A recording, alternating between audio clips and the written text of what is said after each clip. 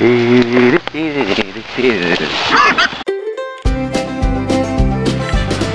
Ferike. A baloldali malacról beszélünk. A barna malac a neonzöld folttal az oldalán. Ferike pápateszére jött világra egy akácerdőben, ahol édesanyja szabadon tartott vörös mangalica malacként néhány hónapig nevelgette. 3 hónapos korában Ferike megunta és világgá ment, de csak a Szentgáli Élőbolygó Alapítvány mintavölgyéig jutott.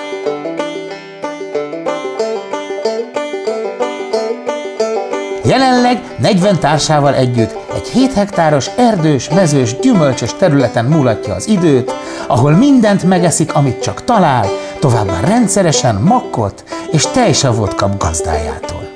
De egy szép őszi napon, a mangalicalét könnyűségének közepén Ferikének újra eszébe jutottak világhódító tervei, és úgy döntött, hogy személyével népszerűsíti az egészséges magyar föld termékeit. Ezért Ferike felajánlja magát neked. Legyen malacod! Nyerd meg Ferikét a neonfoltos biomangalicát, és hozzá egy karton természethű bort 15 000 forint értékben. Ferike részletek itt és most, facebook.com/Terra Hungarica.